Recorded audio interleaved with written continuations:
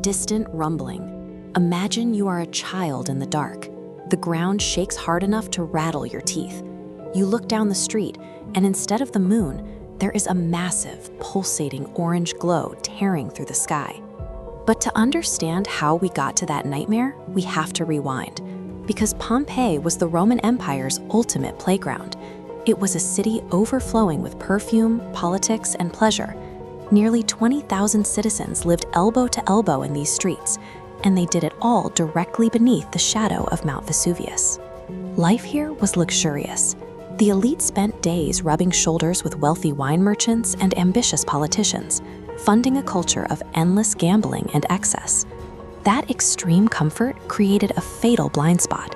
The people of Pompeii were so insulated by their wealth and daily routines that they completely lost the ability to recognize a natural threat right in their backyard. The mountain gave them plenty of warnings. Vineyard workers started finding dead birds scattered across the ground. Dogs barked endlessly at invisible threats, and the water inside city wells began bubbling with strange gases.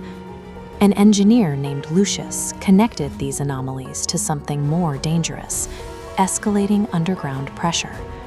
While his neighbors dismissed the tremors as superstition, Lucius used his knowledge of Roman infrastructure to track the building force beneath the city's foundations. When Lucius brought his findings to the city's magistrates, he met a wall of silence. The ruling class viewed this geological data as a threat to their investments, choosing to suppress the information rather than risk a public panic that would devalue their land. These leaders argued that Pompeii's survival depended on its reputation for safety and prosperity.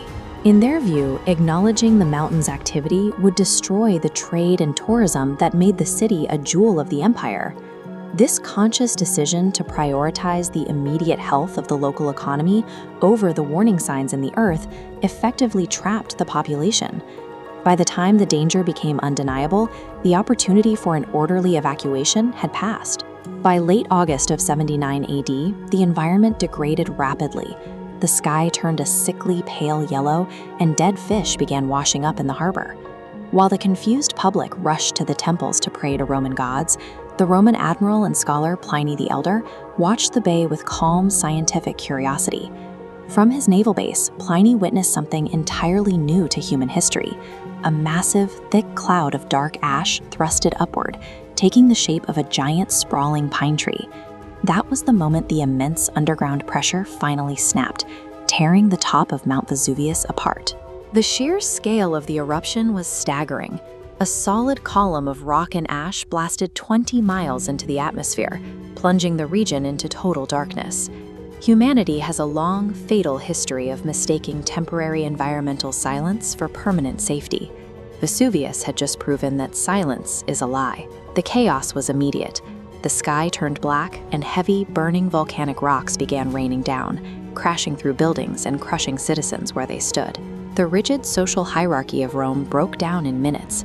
Wealthy elites frantically stuffed their bags with gold, entirely ignoring their servants who were trapped and dying inside burning villas. Mass evacuation became impossible. Thousands of panicked people rushed the city gates at once, jamming the roads completely and turning the exits into inescapable traps. The toxic ash piling up in the streets became the primary killer. It collected relentlessly, collapsing roofs on those seeking shelter and slowly suffocating the thousands who remained trapped within the city walls.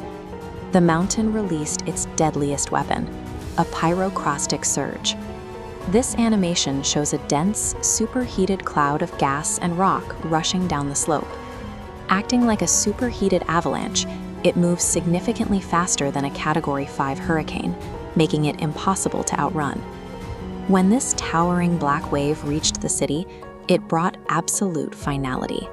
It descended on the citizens hiding inside their stone houses, instantly consuming everything and completely erasing Pompeii from the map. When nature releases its catastrophic force, all human attempts at negotiation, hoarding wealth, or political bargaining become instantly irrelevant.